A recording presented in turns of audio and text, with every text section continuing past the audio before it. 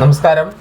PS ടിക്സിൻ്റെ ഏറ്റവും പുതിയ വീഡിയോയിലേക്ക് എല്ലാ കൂട്ടുകാർക്കും സ്വാഗതം. അപ്പം ഇതൊരു കറണ്ട് അഫയേഴ്സിൻ്റെ മോക്ക് ടെസ്റ്റാണ്. 10 കറണ്ട് അഫയേഴ്സ് ചോദ്യങ്ങൾ മാത്രം ഉൾപ്പെടുത്തിയിട്ടുള്ളത്. ഈ ചോദ്യങ്ങളൊക്കെ നമ്മൾ ചർച്ച ചെയ്ത ചോദ്യങ്ങൾ തന്നെയാണ്. ഓക്കെ അല്ലേ? അപ്പം ഈ വീഡിയോ ആദ്യം മുതൽ അവസാനം വരെ കണ്ടിട്ട് എല്ലാ കൂട്ടുകാരും നിങ്ങൾക്ക് കിട്ടിയ മാർക്ക് ഈ വീഡിയോൻ്റെ താഴെ കമൻറ്റ് ചെയ്യാൻ മറക്കരുത്. ഒന്നാമത്തെ ക്വസ്റ്റ്യൻ ഇതാണ്.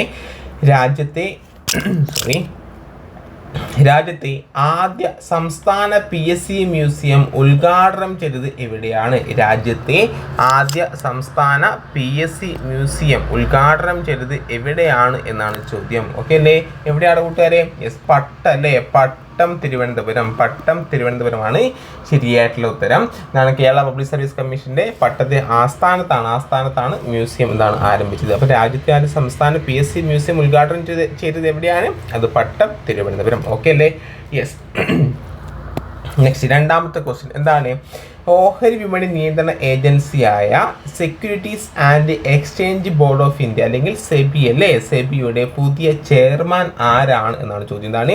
ഓഹരി നിയന്ത്രണ ഏജൻസിയായ സെബിയുടെ നിലവിലെ പുതിയ ചെയർമാൻ ആരാണ് എന്നാണ് ചോദ്യം. PS ചോദിക്കാറുള്ള ഒരു ചോദ്യം തന്നെയാണ്. തുഹിൻ കാന്ത് പാണ്ഡെ അല്ലേ, തുഹിൻ കാന്ത്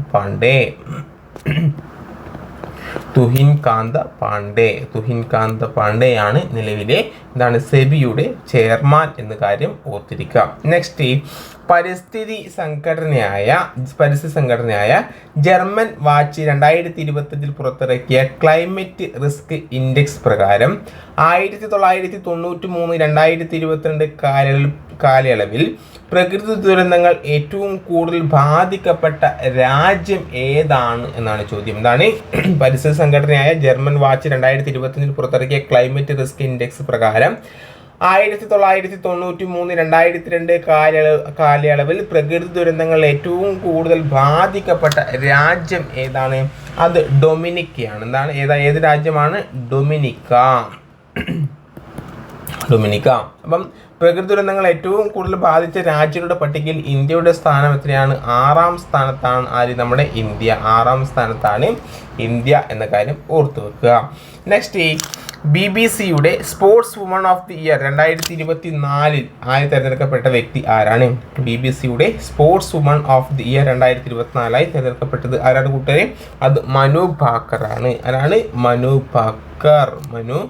ഭാക്കർ ആണ് BBC-യുടെ sports woman of the year 2024 തിരഞ്ഞെടുക്കപ്പെട്ട വ്യക്തി മനു ഭാക്കർ ആണ്.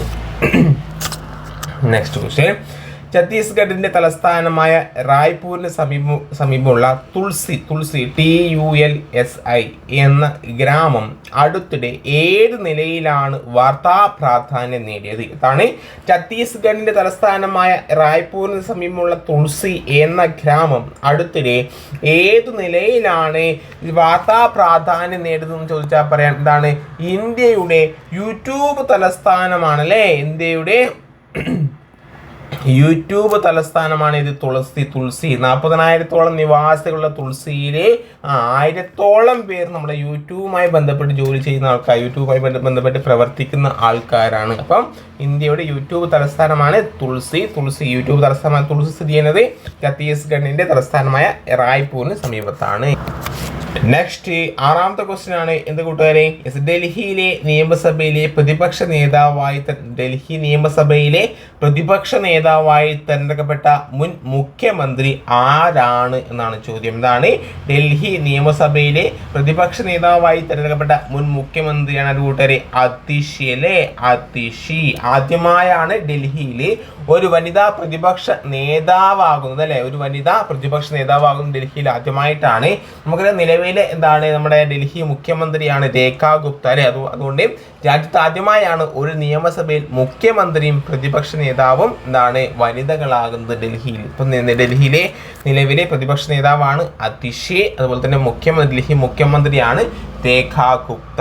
ഓക്കെ അല്ലേ? യെസ്. നെക്സ്റ്റ്, രാജ്യത്ത് ആദ്യമായി ബയോ ബാങ്ക് നിലവിൽ വന്ന മൃഗശാല ഏത്? ഇതാണ് രാജ്യത്ത് ആദ്യമായി ബയോ ബാങ്ക് നിലവിൽ വന്ന നമ്മുടെ മൃഗശാല ഏത് എന്നാണ് ചോദ്യം. അത് പത്മജ നായിഡു ഹിമാലയൻ സുവോളജിക്കൽ പാർക്ക് എവിടെയാണ്? ഡാർജിലിംഗ്. പത്മജ നായിഡു നായിഡു. ഹിമാലയൻ സുവോളജിക്കൽ പാർക്ക് എവിടെയാണ്? ഡാർജിലിംഗ് ആണല്ലേ, ഡാർജിലിംഗ്. ഓക്കെ അല്ലേ? എങ്കിൽ ഈ വർഷത്തെ ഏറ്റവും മികച്ച പുതിയ കറൻസി നോട്ടിലുള്ള പുരസ്കാരം നേടിയത് ഏതാണ്? അത് UAE സെൻട്രൽ ബാങ്ക് പുറത്തിറക്കിയ 500 ദിർഹത്തിന്റെ നോട്ട്. എത്ര ദിർഹത്തിന്റെ? 500 ദിർഹത്തിന്റെ. ആരാണ്? UAE സെൻട്രൽ ബാങ്ക് പുറത്തിറക്കിയ 500 ദിർഹത്തിന്റെ നോട്ടിനാണ് ഈ വർഷത്തെ ഏറ്റവും മികച്ച പുതിയ കറൻസി നോട്ടുള്ള പുരസ്കാരം നേടിയത്. നെക്സ്റ്റ് 9ാമത്തെ ക്വസ്റ്റ്യൻ എന്താണ് കൂട്ടുകാരെ? കേന്ദ്ര സർക്കാരിന്റെ മുഖ്യ സാമ്പത്തിക ഉപദേഷ്ടാവിന്റെ കാലാവധി 2027 മാർച്ച് 31 വരെ ദീർഘിപ്പിച്ചു. ആരാണ് നിലവിലെ കേന്ദ്ര സർക്കാരിന്റെ മുഖ്യ സാമ്പത്തിക ഉപദേഷ്ടാവ്? വി അനന്ത നാഗേശ്വരൻ ആണല്ലേ, വി അനന്ത നാഗേശ്വരൻ.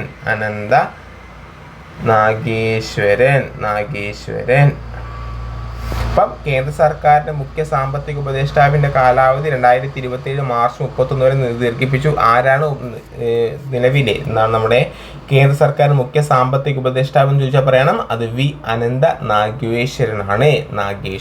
നെക്സ്റ്റ്, അടുത്തിടെ ചർച്ചകൾക്കായി ഇന്ത്യയിലെത്തിയ യൂറോപ്യൻ യൂണിയൻ കമ്മീഷൻ പ്രസിഡന്റ്. ചോദിക്കുന്നത് എങ്ങനെയായിരിക്കും? നിലവിലെ യൂറോപ്യൻ യൂണിയൻ കമ്മീഷൻ പ്രസിഡന്റ് ആരാണെന്ന് ചോദിച്ചാൽ പറയണം അത് ഉർസുല വോൺ ദെർ ലെയൻ ആണ്. എന്താണ്? Ursula von der Leyen. അടുത്തിടെ ചർച്ചകൾക്കായി ഇന്ത്യയിലെത്തിയ യൂറോപ്യൻ യൂണിയൻ കമ്മീഷൻ പ്രസിഡന്റ് ആണ് Ursula von der Leyen. Okay അല്ലേ? അപ്പോൾ 10 കറണ്ട് അഫയേഴ്സ് ചോദ്യങ്ങളാണ് ഈ വീഡിയോയിൽ, ചെറിയ വീഡിയോ നിങ്ങളുമായി ചർച്ച ചെയ്തത്. എന്താണ് നിങ്ങൾക്ക് കിട്ടിയ മാർക്ക് ഈ വീഡിയോന് താഴെ കമൻറ്റ് ചെയ്യാൻ മറക്കരുത്. അതുപോലെ നിങ്ങളുടെ അഭിപ്രായങ്ങൾ എന്താക്കണം ഈ വീഡിയോയുടെ താഴെ കമൻറ്റ് ചെയ്യുക. വീണ്ടും മറ്റൊരു ക്ലാസ്സിൽ കാണാം. ബൈ. See you.